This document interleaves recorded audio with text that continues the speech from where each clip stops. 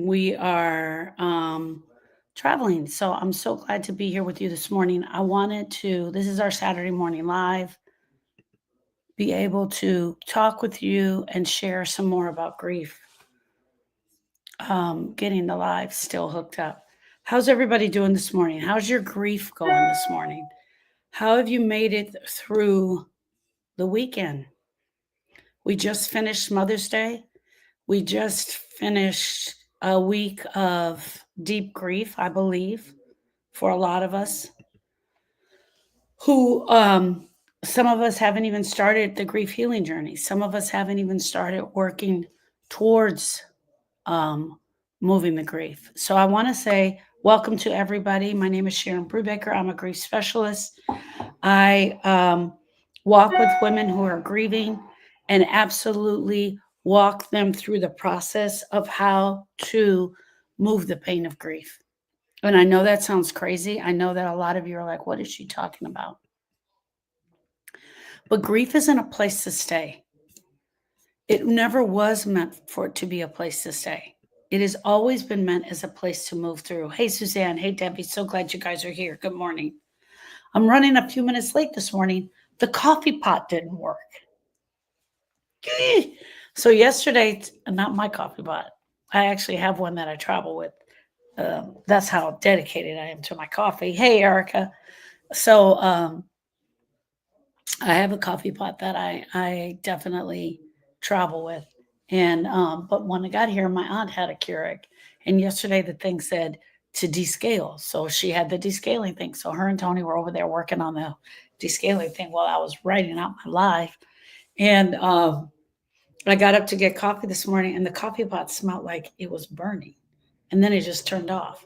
And so you guys would not like me without coffee. I think I told you that yesterday. So thank God I had the backup pot. But anyway, we were on the phone with the coffee people. So today, Saturday's live today, um, we're talking about permission to feel good again. I want to talk about the permission to feel good again, the permission to feel anything other than the grief. That's the thing that we most need to be talking about. Hey, Miss Sarah, how did it go? How did it go? Debbie says, good morning, everyone. How did the graduation go? Miss Sarah had a graduation for Chris. It's hard. There's milestones, friends. There's milestones.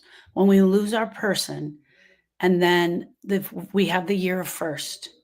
We have the year of first. It was emotional. We had the year first, the first birthday, the first holiday without them, the first time we step into um, going on a vacation that we always used to go to, or going to the restaurant. That's the year first. And then Suzanne and I were talking about there's also these milestones that we have to get through, and one of those is an event, the first wedding without them, the first baby being born in the family without them. So there's a lot of that going on. Debbie's encouraging her. She said, Sarah, you did it. I want to talk today about feeling good. Let's start with something that you may have not heard about grief. I think there's a lot of things about grief that we don't talk about. That there's just parts of grief that people don't talk about. I'm going to create a. She says, I cried in the beginning. The band played the Snoopy song, which was his favorite. Oh, Suzanne says they've been without power for 12 hours. Yeah. Ooh, bless your heart, my friend. Suzanne is a beautiful sister that's here in the group. And she and I were talking on Thursday about how grief is not tangible. That you end up with this pain, but it's not something you can hold. It's not something you can touch. And I really want to create a lesson around that. But and I think that is a great lesson we want to work on. I'm going to work on that for next week, maybe doing a series on it. But along with that, there's a lot of things about grief that people don't tell you, they don't talk to you about, and so you don't know how to deal with it when they come up. One is the first, the second is the milestone, and the third is the permission to feel okay while you are on the grief healing journey. Lori, hold on to your question. I'm going to teach my lesson and then I'll come back. Lori wants to know how you overcome guilt. I want to help you with the guilt, Lori, Miss Lori. Um, let's start with something that you may have not heard. You're allowed to feel good again. You have permission to feel good again. You have permission to feel. Grief is not a life sentence. You were not given a life sentence the day your person died. Hear me out. I know it feels like that, and it comes from two places. One, you hear people saying it. I come on these lives all the time. Because I'm a grief specialist, the algorithm sends me grievers all the time. The algorithm sends me grievers all the time. There are people in here who absolutely, the moment their person dies, they come onto TikTok and they start creating the live. They're sharing their grief live because they think allowing other grievers in will give them the camaraderie that they need. Okay, so they're sharing their grief live. And one of the things that I often hear when grievers are here, when I meet them, when I interview them, when I'm talking about, they often say, I'm going to feel like this for the rest of my life. Because that's how it feels. One, that's how it feels. Two, we hear other people saying that. We absolutely hear people saying, you're going to be like this for the rest of your life. You are going to miss your person for the rest of your life. There is nothing that I can do about that. But the absolute pain that's in your heart is something that you can do with the proper guidance. Even in your grief, even while you're missing them, even while your heart still hurts. Every single day, grief and joy are going to coexist on that journey. Grief and joy are going to coexist on this grief healing journey. And let me tell you something else. Grief and joy, even just a little laugh, even just enjoying vanilla ice cream, even just enjoying the fried chicken, they're not enemies. They are kissing cousins. They are sisters. And so what happens a lot of times is we start to feel a little bit of the grief, of the joy, and we push it down. I shouldn't feel this way. He can't enjoy this ice cream. I shouldn't enjoy this ice cream. I shouldn't enjoy an ice cream if she's not here. I should feel bad. They are opposite sides of the same battlefield. Hear me out, my friends, when I tell you this. Grief and grief and joy are opposite sides of the same battlefield. They are companions and they ride side by side. They're companions, they go together. But the first time we let joy in or we enjoy something, we start to feel what my friend Lori said here is guilty. We start to feel guilty. We start to feel sad. And somewhere along the way, we're taught that joy should be postponed until our grief is done. Hear me out. We are taught that joy should be postponed until our grief is done. But here's the thing. Where's the information on how to get through the grief? That part gets left out. That's the part I bring to the table. That's the part that I apologize that I haven't been saying enough. Grief is not a place to stay. Grief is a place to pass through. Grief is the process of your body going through the grieving experience. I want to tell you guys something. I've been doing this for 18 years. My name is Sharon Brubaker. I'm the owner of the Grief School, the place where healing begins. I teach a lesson, an educational program on grief. I teach you how to move through the grief. Here's the thing, one of the things that we know. We know as grief specialists that a child between the ages of 4 to 7, can figure out the grieving process on their own. Why? Because when we came here, the grief was innately in us. We knew how to go through grief. A child between the ages of 4 and 7 can figure out how to grieve. I've seen it. I'm seeing it right now in a friend that has lost her dad. Her daughter is figuring out grief. She's 5 years old. She's telling the mom things. I just need to think about grandpa. I need to think about grandpa. These are the things about grandpa that I loved. These are the things about grandpa that made me upset. Like her conversations, she's figuring out the grieving process on her own as she goes through it. I know that we came here with the ability to grieve 100%, but over time, that ability is taken from us. But here's the truth. Here's the truth about grief. Your grief will soften. It will. It will soften to a manageable level, but it doesn't disappear unless you go after it. That's number one. Your grief will soften, but it doesn't disappear before joy is allowed back in. Your joy is allowed back in for a reason. It's allowed back in to remind you that you don't have to be feeling this way all the time. Okay, question. Have you ever felt guilty for laughing during your grief? Yes or no? Have you ever felt guilty for laughing during your grief? Suzanne says we stifle emotional health and creativity in our children. Absolutely, we do. Erica says no, she's never felt guilty for laughing during her grief. Um, have you ever felt guilty? Yes or no? Debbie said at first. Yeah, so that's how I felt. At first I did, and then afterwards I didn't.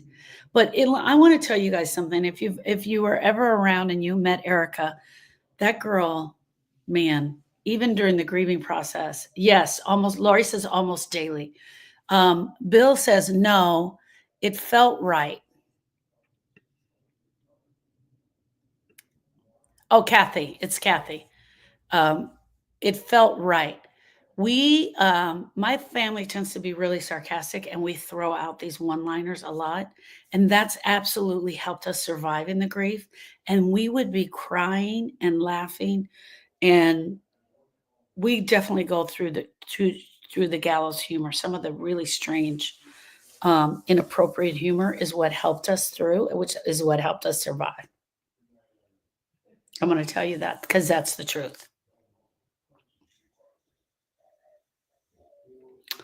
So many people wrestle with guilt when they feel anything other than pain. So many people, so many women, so many men, we wrestle with guilt when we feel anything but the pain.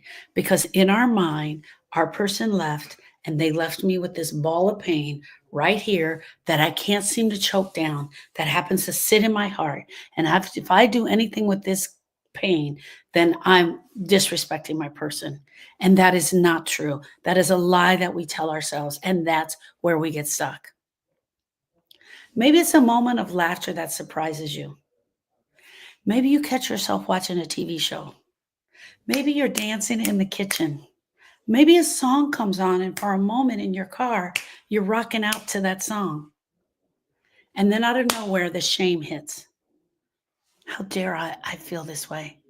How can I smile when they're gone? How can I enjoy this song when they're gone? Next question, true or false? Feeling better means you must move on. If you feel better, it means you have to move on. You have to put the grief behind you and move on. Feeling better means you must move on. True or false? Once you start to feel better, it's a sign that you have to move on. Erica says false. You're exactly right. Nope. Debbie says nope. Sarah says false. You're right. It's false. Feeling better means you should move on. No, I want you guys to understand this in grief. When we do the definition of grief, and that's what I do here in the community. Kathy says false. When we grieve, we feel both. Hey, Grandma Babe, we feel both. We feel some laughter. We enjoy some vanilla ice cream. We eat that fried chicken and it feels sweet in our mouth. And the next minute when we finish it, we could break down and cry. Suzanne says, we are experts in self imposed suffering. We're experts at it. If we've learned anything, it's that. How dare I feel good when he's gone? How can I smile when he's gone? Friends, hear me out. Joy is not betrayal to your person. Because you feel a moment of joy does not mean you're betraying them. It's a sign that your heart is still alive. Your joy is not betrayal to them. It's a sign that your heart is doing what it's supposed to do. It is supposed to give you emotions. It is supposed to give you emotions, and it's going to send all of the emotions. And when you start to reclaim the tiny joys in your life, you're not dishonoring your grief. You're not dishonoring your person. You're honoring your humanity. You're honoring who you are. You're honoring who you are. Miss Lori asked me how do I deal with grief? And here's a little bit about that. I wrote a little bit about that today. Let's talk about guilt. I'm sorry, guilt. She said, how do I honor the guilt? Let's talk about the guilt when it comes to joy. Because for a lot of people, guilt is absolutely real. The guilt is what they're left with. The guilt is it's what's really heavy. The guilt is what's really heavy and what they're challenging.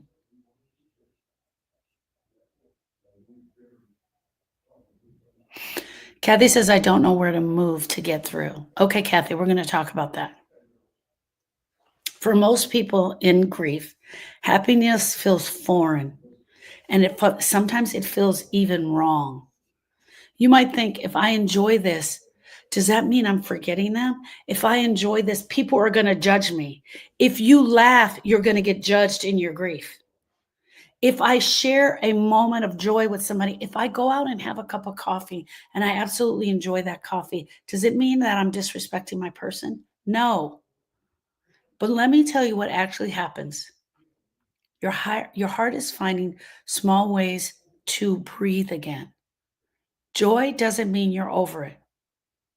Joy doesn't cancel your love.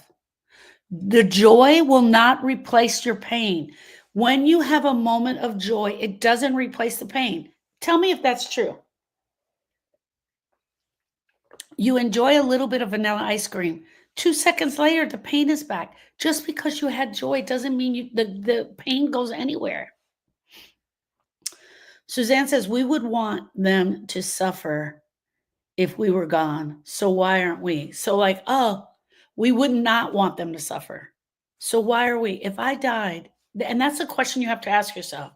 If your person died, um, I got it confused. Sorry. If you died today, would you want your person to suffer? If I died today, honestly, Tony and I've had deep conversations about this.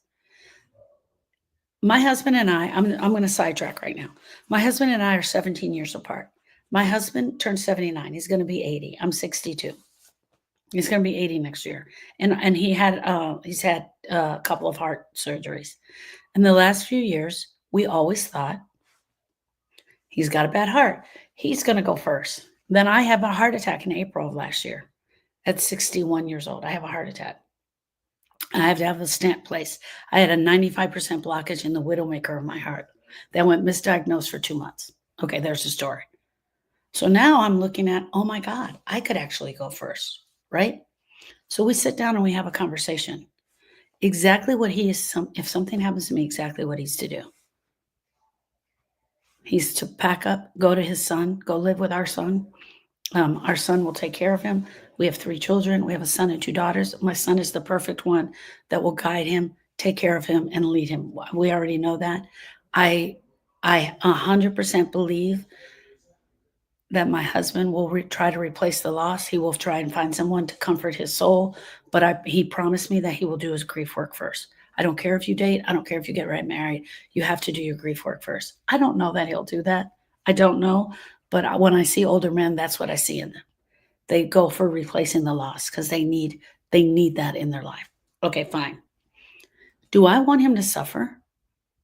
If I die, do I want my husband to go sit in a dark room and cry for me? No. No. And he doesn't want that for me either. In 2000, my husband had a heart attack. Had his first heart attack. And he wasn't even 60 yet. And in the hospital, he was in the hospital bed. He just kept asking for me. He kept asking for me. And I went into the hospital into the room, and I was standing by his bed. He wasn't even 60 years old yet, and he was having a heart attack. And he took my hand, and you know what he said to me? He said, "Ah!" He says, want you, if anything happens to me, I want you to get married again." That's what he said. He didn't say, "I love you, honey. You've been a joy to be around." And I was like, I said to him, "Why would you say that? Why are you saying that to me?" And I kind of let go of his hands and I got upset. He's like, "I need to know that you're going to be okay." And at the time that he was talking to me, they were actually giving him morphine to coat his heart. And they wanted him to tell them when the pain was absolutely gone. He said, "I need to know that you hear me. I need to know that you're okay." You know what he was telling me? Exactly what Suzanne is saying right now. If we were the ones to die, would we want our person to suffer? You guys, we have to think about that. No, I'm not Cajun, I'm Creole. I was born in a little town called Irvinville. How'd you know, girl? Yes, ma'am. Irvinville, right outside. I was actually born in New Roads. Okay, that is so lucky guess. That is so true. It's absolutely true. Would we want them to suffer? Would I want Tony to enjoy vanilla ice cream? Would I want Tony to go to a movie and enjoy the movie? Would I want Tony? My maiden name is Honore. I'm an Honore. Would I want Tony to um, live his life? Yes. So we have to ask the question: would they want us to suffer? Would they want us to be here suffering? And the answer to that question is what's going to help us. So here we are. We come upon our grieving experience, and it is extremely painful. It is extremely painful. We have to figure out how to get through this grieving experience and navigate it. Joy doesn't mean you're getting over it. Joy doesn't mean you cancel your love. Joy doesn't mean you replace the pain. It just creates a little space inside the heaviness. That's it. It creates a little space. And that space matters because that's what gives you the break. It's what gives you the break. The space is where the healing begins. Once we get a little space in between the feeling the pain and feeling a little bit of joy, we get a space in there. And this break is what gives us the chance for our body to renew. Do you ever feel like enjoying something means you're moving on too soon? Yes or no? Do you ever feel like having a little bit of joy means that you're moving on too soon?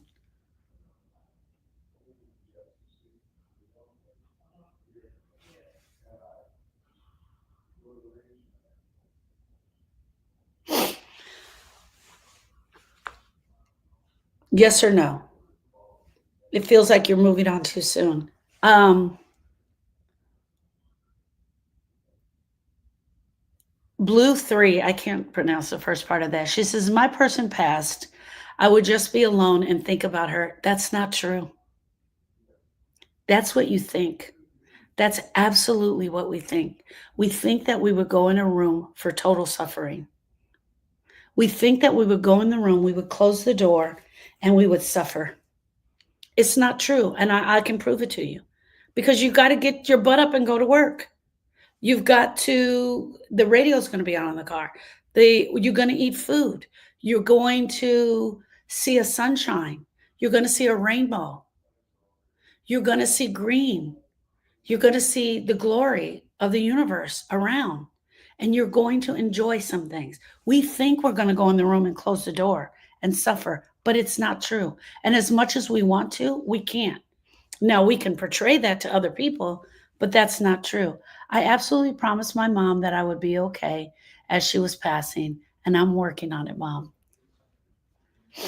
How long do you have to date? Do you have to date someone before you fully trust them?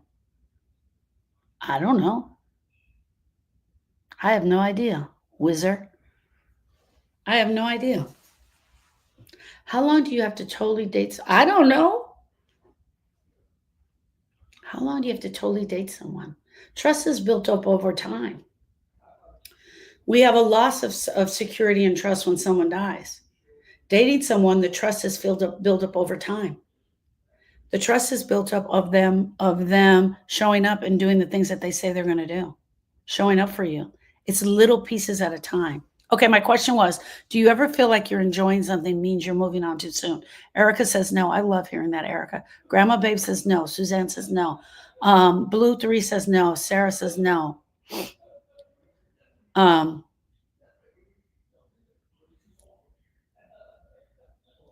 I don't know, Blue. Debbie says you're hot, laughing. Yeah, Debbie, I don't know. Let's see if anybody answered in the live. Pauline says sometimes. My son said, Mom, I know you're sad. We miss Grandma too. Oh. Hey, Delilah. I went to the pool yesterday, and right after I started crying because I miss her. I'm okay with the Delilah, I'm okay with the crying. Crying is a sign of love. Crying is the way we release the pain. Crying is the way that we know that we love them. Crying is the way that we allow that pain to be there. It is absolutely okay. It's absolutely okay that we cry. We have to let the crying in. But hear me out. You were doing two things. You were at the pool, which is an enjoyment, and you were allowing the grief in. I love it. I love it.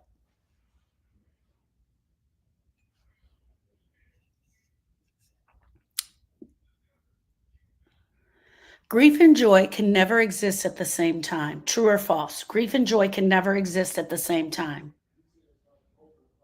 Grief and joy can never exist at the same time. SM 56 says, I will never feel comfortable like I was with my husband. No, you will be different. You 100% will be different. You will 100% be different, but you don't roll up into a ball and die. We are forever changed. We are forever changed. You are never the same. But I will never feel comfortable is a thought. It's part of your intellectual grief. It is part of your intellectual grief that will prolong your grieving, your emotional grief in your heart. One of the things that we talk about and we teach often. And here's the other thing.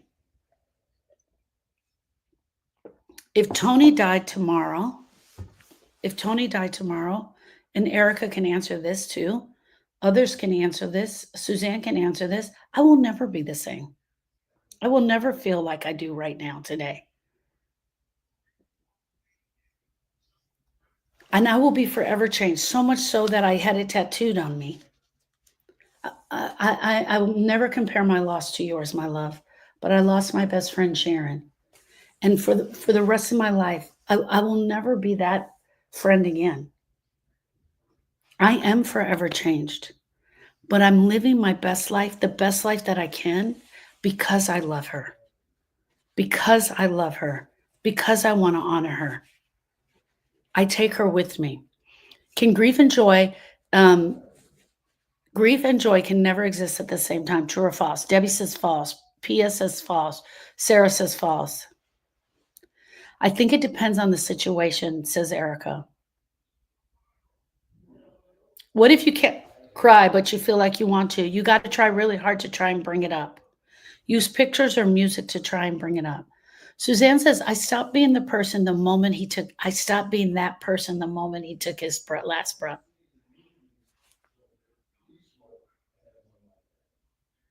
That girl that was there, she's long gone. I agree with you. I agree with you. But it doesn't mean we don't live. It doesn't mean we don't live. I'm here in Arizona. I live in Texas, but I'm in Arizona.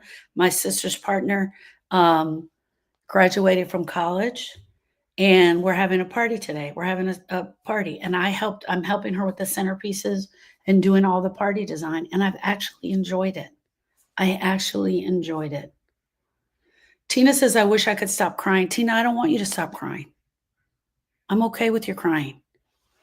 one of the things we want to do is we put the tears and we equate it to grief, and that's not how it goes. Tears is a sign of our love. Tears is the way we release the pressure of our heart. Tears is the way we move the grief.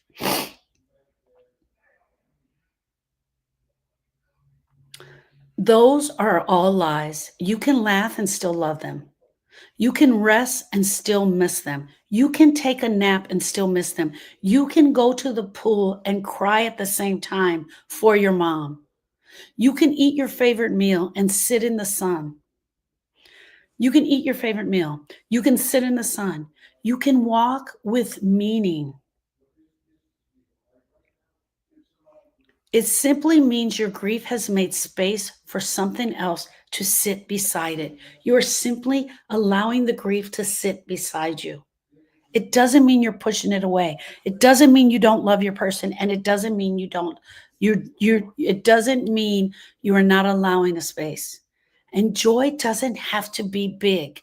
It doesn't have to be this big giant thing. People don't have to walk in and you have to go, I feel joyful today. Let's go out. Let's party. Let's have a good time. I want to tell you something. I've seen that person on the grieving journey as well. They absolutely happen. That's someone that is in denial. You should almost seem like you've lost your mind. In your grief, I froze. In your grief, you should almost seem like you lost your mind. It should almost seem, and I don't want to offend anybody, but it should almost seem schizophrenic to you. There will be moments where you're having a conversation and you laugh out loud, a gut wrenching laugh. And 2 seconds later, you're crying. 2 seconds later, you break down and you're crying. That's how it feels. Debbie, correct me if I'm wrong. Debbie and I talk sometimes and we laugh. We actually laugh. Did you ever think you'd be on a grieving experience and you laugh? Suzanne, correct me if I'm wrong. We laugh a lot. Erica says, I agree. There's times when you're laughing, when you're in joy, and 2 seconds later, you turn around and you fall apart. You see their favorite thing, their favorite color. You hear their song. You get triggered by something. It almost, Debbie says, you're not wrong.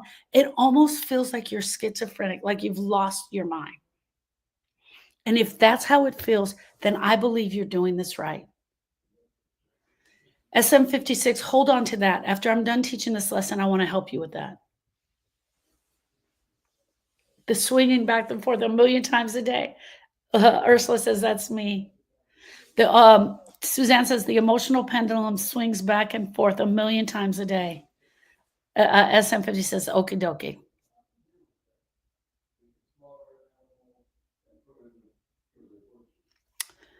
Joy doesn't have to be big. It doesn't mean you have to plan a full vacation. It doesn't mean you have to go do a party makeover. It doesn't mean you have to go to Six Flags or Disneyland just to feel the joy. Well, I need to bring the joy in, and you force the joy in. The joy is small. It's small at first. And over time, when you realize that they both can coexist, you start to let in a little bit more. You start to let in a little bit more. It can be a song. It can be a soft blanket. It can be a silly moment with your fur baby. It can be a cup of coffee. It can be a sunrise. It can be a sunset.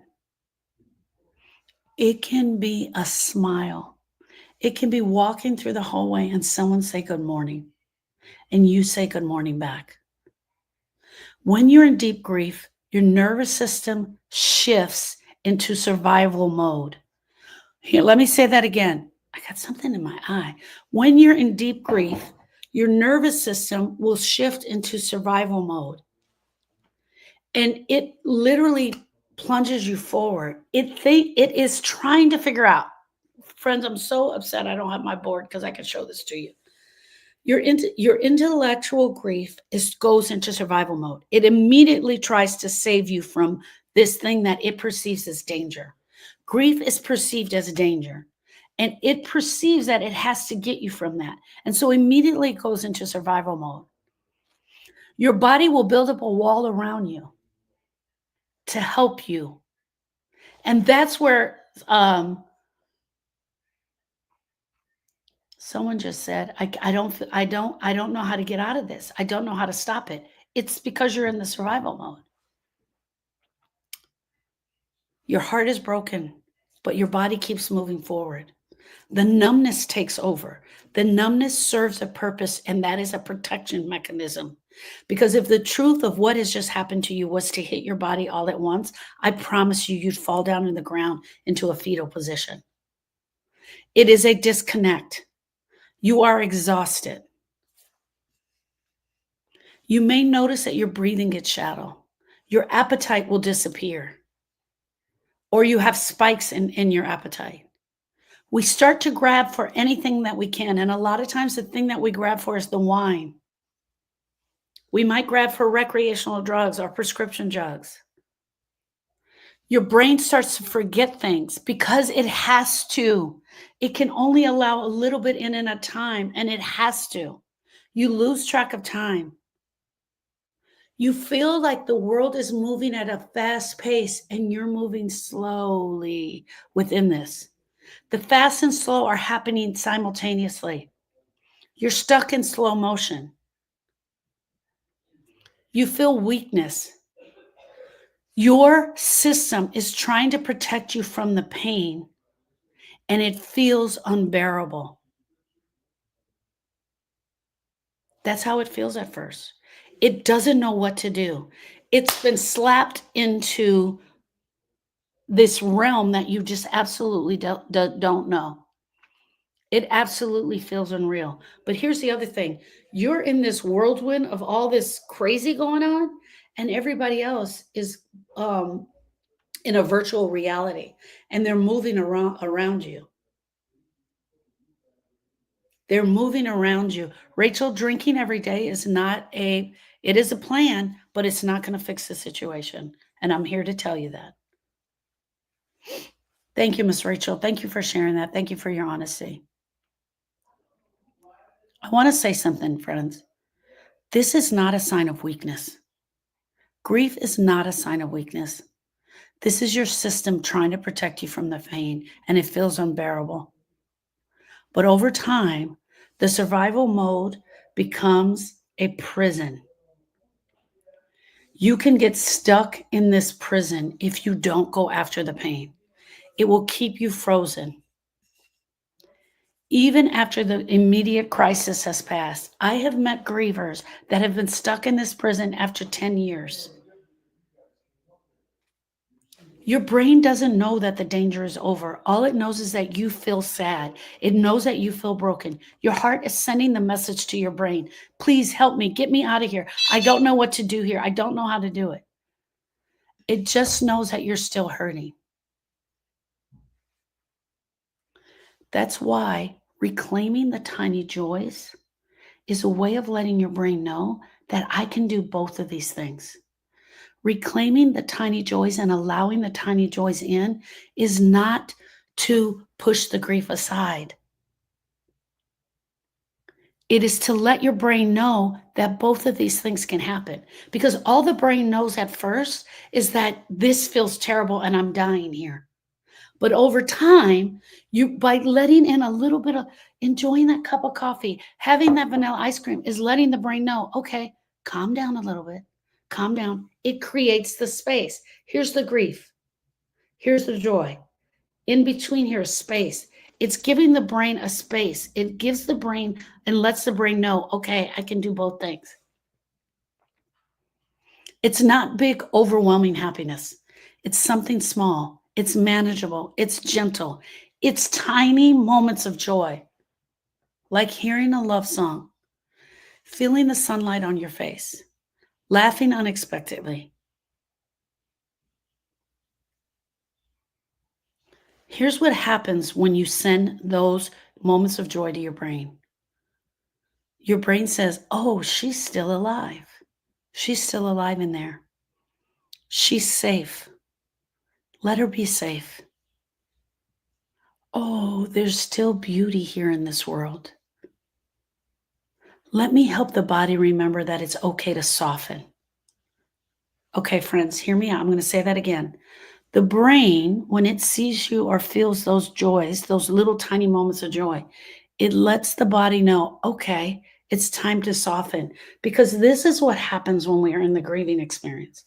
It grips our heart so tight. When you have a little moment of joy, the brain starts to send the message to the heart, okay, let's soften this a little bit. And this is what it looks like. The grip is still there. It didn't go anywhere. It's still there. SMC 56 says, I want to share these moments of joy with my husband. This is about you. It's about your body going through the process. It is about you. And if you want to share the moments of joy, and this sucks, honey, I know it totally sucks. I know it totally sucks. You can start a daily journal. I have a lot of grievers that start a daily journal and they just write to their husbands what they're doing. The sad, the happy, all of the things. And they use his name. Bob, today was a very heavy day. And they do it that way. Your body remembers that it's okay to soften. It's okay to take a breath. It also reminds you that you're not in a 911 emergency, that you're not stuck in this 911 emergency forever. Tiny bits of joy will not erase your grief. I'm going to say that again. Tiny bits of joy will not erase your grief. It doesn't mean that you're over this grieving thing. But what it does is it starts to stitch the safety, feeling comfortable back into your body. And when your body starts to feel safe, your heart can start beginning to do the healing. When your body feels safe, healing can begin. Yes or no? Your grief has made it hard to enjoy little things that you used to love. Yes or no? Your grief has made it hard to enjoy little things. I used to paint, but now I don't paint anymore. I loved going out walking every day, but now I don't walk anymore. I loved having a cup of coffee on my front porch, but now I don't do that anymore. Yes or no? Your grief has made it hard for your body to enjoy little things. Yes or no? I don't paint. I don't talk to my granddaughter like I used to. I don't watch this show anymore. Hear me out, friends. I want to encourage you to go after some of the things you used to enjoy. Go after them. Get the paint kit out. Put it where it used to be. You don't have to paint today. Just get it ready because one day it's going to come back. Get that cup of coffee and go sit on the front porch, even if you can only do it for 5 minutes. Next question, true or false? You need to be fully healed before you can have moments of joy. True or false? You need to be fully healed before you can have moments of joy. True or false? You need to be fully healed. Patricia says false. Debbie says no. Tina says false. Suzanne says false. Sarah says false. Amy false. Erica false. Grandma Babe says no.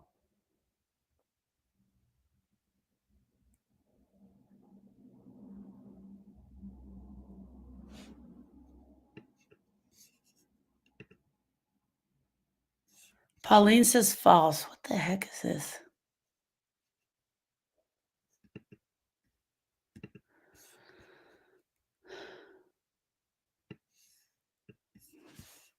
All right. If you're living under the weight of grief and you haven't done so, I want to encourage you. I'm going to do a commercial real quick. I want to encourage you guys to go to the link in the bio and download the Griever's Guide. First, let me tell you who I am if you haven't met me. My name is Sharon Brubaker, and in 2006, my nephew Austin drowned at the lake. He was 10 years old, and it was Father's Day weekend. We are coming up on the 19th anniversary of his death. No. Yeah, the 19th. And I was going to say the 20th. And a couple of things. One, I didn't know how to grieve. I felt so bad. But I also didn't think I was going to be afforded the ability to grieve. I thought my grief didn't mean anything. I thought the most important grief was my sister's. And um, because of that, yes, if you're in my Facebook group, it's recorded there. Follow me on Instagram, Facebook, or YouTube, and you can find the link in there. It'll be recorded there and it'll stay there.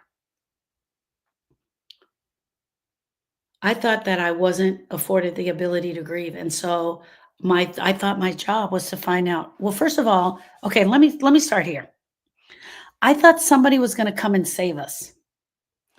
Austin drowned at the lake. I honestly thought, and then in my mind's eye, that someone was going to come with the answers. I didn't know who, and I didn't know what their job was, but I thought they were going to come with the answers. So in my mind, it was going to be a social worker or a doctor. There was going to be a social worker who was going to come, and they were going to have this pamphlet, and they were going to say, and the pamphlet was going to be a trifold. I kid you not. The pamphlet was going to be a trifold, and in this trifold, I was going to know how to help her with the grief. No one came. There was no one. No one came to help me with the grief. So I went out on a mission in 2006 to find out everything that I could about grief. And in 2006, you guys, the Google wasn't what it was today. As many people hadn't put in the information. And what I found was the 5 stages of grief. I had studied out the 5 stages of grief in college, and so had my sister Erica. I will also tell you this: Erica was a social worker at the time, and she didn't have the answers. Many years ago, Erica and I were looking for, after we started to do our work, we were looking for the best definition of grief, something we could put in the griever's hands when they first came upon a grieving experience. And that is this: the Griever's Guide. Since then, I went back and added a video series to the Griever's Guide. So, my name is Sharon Brubaker. I'm the owner of the Grief School, the place where healing begins. You come into the grief school and I help you with the grief. But prior to coming into the grief school, which I want you guys to think of it as a private school, because that's what it is. It is a private school that I've created that helps you with grief. But I'm building a community here, a community of women where we can come together and support one another. What are we supporting one another in? I'm trying to give you the definition of grief. Today, I'm talking about how joy can exist on the grieving experience. That's what I do in the community. I give back to the community that I'm creating here. And I love each and every one of you. And I want you guys to know that I pray to God and the universe to send me the women that need help. If you're here, it's because I have prayed for you. I'm like, who needs to hear my message? Who needs to hear my message? And that's here. I'm giving you this Griever's Guide as part of the community, so I want you guys to download it. What you will get is an email which will offer you a 6-video series that you can get with a journal for $27. Take the 6-video series, don't take it, whatever. Thank you, Suzanne. It's up to you, but I want to let you guys know it's there. So that's my commercial for the day. How do we actually start reclaiming joy? How do we do it when everything still hurts? The answer is simple: small but correct choices that you, the griever, make.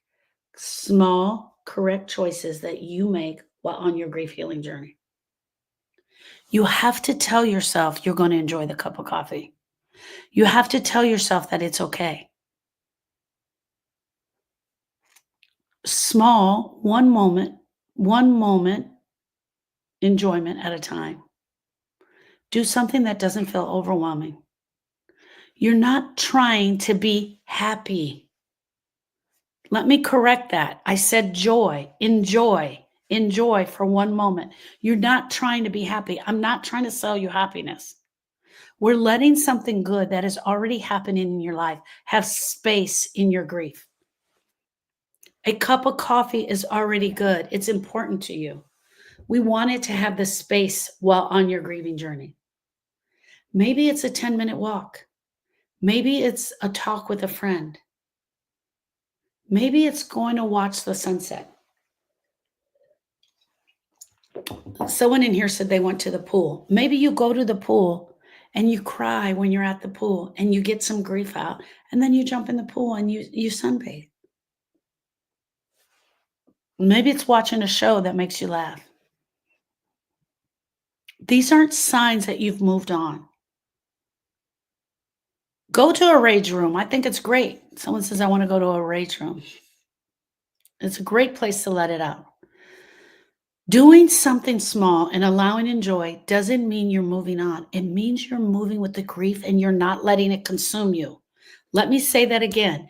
It means that you are moving with your grief and you're not letting it consume you. Okay, yes or no? Have you ever avoided doing something good, something that felt good, something that felt enjoyable because you thought it was wrong? Yes or no? I'm not enjoying that coffee. I'm not going to do that. I might enjoy that too much. Have you ever resisted doing something because you felt like it might feel too good on your grieving experience? Yes or no? Erica says yes. Grandma Babe says no. Debbie says no. It's called grieving and living. Grieving and living. Miss Debbie shares with us a lot how she loves to work in her garden, and that was something her and her mom used to do. I can only imagine, friends, that going out there digging in the dirt is something she used to enjoy with mom, but is also very hard to do without mom being there. Think about that. It's something she enjoyed to do with mom. I hope it's okay that I share this, Debbie. But yet the thought of doing it without mom being there is probably really heavy. But she still did it on Mother's Day. Someone else told me they planted a garden. I think it was Sarah. Enjoy self. Same here. It's like we go to do the things.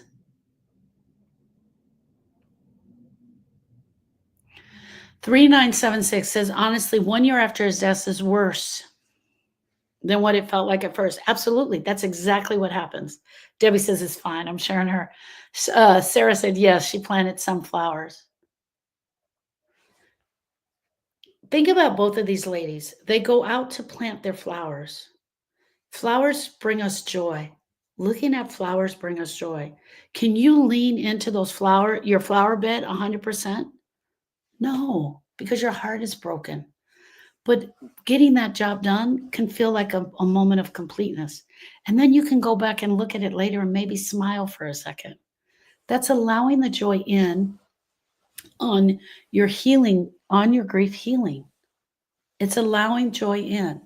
3976, hold on one second. I want to address that. My garden needs my attention, but I haven't been able to do anything. Okay, Tootsie, maybe go out to the garden and allow 5 minutes of just pulling some weeds. 5 minutes. Just 5 minutes of pulling weeds. And I want you to think about it this way. I'm pulling these weeds and I'm pulling out some of the pain. I'm pulling out some of the pain. Just do that. Just do 5 minutes. Maybe today or tomorrow. In a couple days, go do another 5 minutes. Just start. Friends, one of the things in processing the pain of grief that I teach is how you have to just start. You have to just start. 3976 says it's so true with the flowers. Okay. True or false? If you reclaim a moment of joy, it means you no longer miss them. True or false? If I reclaim a moment of joy, it means I no longer miss them. We know it's false.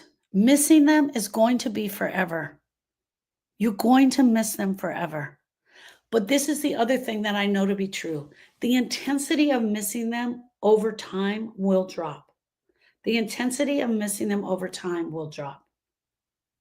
It doesn't go away completely. Missing them doesn't mean you're going to be miserable for the rest of your life. Missing them does not mean you're going to be miserable. Missing someone doesn't equal miserability. That's not healing, that's suffering. There's a difference between grieving and suffering. One of the things I teach in the grief school, what is suffering? Suffering is not allowing the joy in, not allowing little moments of joy in. Friends, I'm not telling you that you got to go out and do all the things you guys used to do together. I got to bring in joy. I got to bring in joy. Because that, my friends, is denial. That's denial. Totally trying to get in the joy. What I'm actually saying, to you is this: allow a moment of joy in is absolutely okay. It is okay to have a moment of joy, because the joy is letting your brain know that both of these things can coexist in the grieving experience. You're going to need a break. We cannot grieve 24/7. Your body is not going to let you do it. You're going to need a break. You're allowed to feel sunlight on your skin. You're allowed to sing in the car. You're allowed to smile at your grandchild. You're allowed to go out to dinner and enjoy a steak. You're allowed to look at a book and enjoy. You're allowed to hear a joke and laugh. You're allowed to have a favorite meal, yours or his. You're allowed to still love them. You're allowed to still love them with everything in you. Because grief doesn't mean that joy has to die. What would it mean to smile again, even for a minute? What would it mean to live fully? Not to stop everything. What would it mean to live fully and not to stop fully? Suzanne says you're allowed to go play with others. This is a beautiful sister. My beautiful friend Suzanne had her 1 year anniversary, and I'm not going to share it with you guys because we're going to do I'm going to do an interview with her on it, what she did for her 1 year.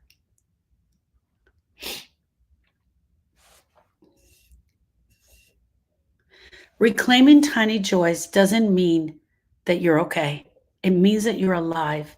It means that you loved. It means that you allow the space to love. It means that grief didn't take everything from you. It means there's still something inside you that wants to keep going. It means that you love them, that you respect them. And out of respect, you're going to do this grief the right way. Hear me out. And I say this all the time. The most respectful thing that we can do for our person and the most loving thing that we can do for our person is grieve them properly. We have to grieve them properly. You don't have to wait for the pain to disappear to give yourself permission to feel something. It's not disloyal. It's not selfish. It's a part of your grief story. Friends, we all have a grief story. We all have a grief story. So one of my favorite things to teach in the grief school is your grief story. Who were you before they died? And who are you now? You're not disloyal. You're not selfish. It's a part of your grief story. Grief can live in your heart, but it doesn't have to steal every piece of the light and joy. Let something good happen this week. Enjoy the cup of coffee. Take a walk. Smile. Have a quiet moment.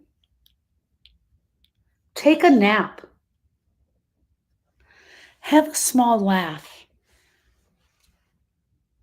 Have a really good cry and don't apologize for it. Have a really good laugh and don't apologize for it. Do something good. Allow a little bit of joy in and don't explain it to somebody. Just receive it. Know that the two of them can happen together. You're not letting go of them. You're letting in more life. And that, my friends, is grief done honestly. We have to grieve honestly, and both things are going to happen. I'm going to be there SMC. I'm coming to TikTok for a minute here. Okay, before we leave, I want to remind you that the Griever's Guide isn't just a resource. It is a rescue that was written by Erica and myself. It's a way of getting your footing back. It is the best definition of grief that I could find. And I went to rewrite it. And it ended up becoming a book. I went to rewrite the Griever's Guide, and now I'm writing the book called Grieve That Shit. So if you go into the link in my bio, you can get on the wait list for Grieve That Shit. I promise you guys it'll be done by the end of this month. I slowed it down because Erica's book came out. Here are the places you can follow me. You can follow me here on TikTok. You can follow me in the Facebook group, The Grief School. If you follow me in the Grief School, there you can see the video, the interview that I did with Erica. It is in the Grief School. Her book, she talks about her book. She talks about losing Donovan, her 21-year-old son, who was killed in a motorcycle accident. She talks about losing Austin, her 10-year-old son, who drowned at the lake on Father's Day weekend. She talks about her experience.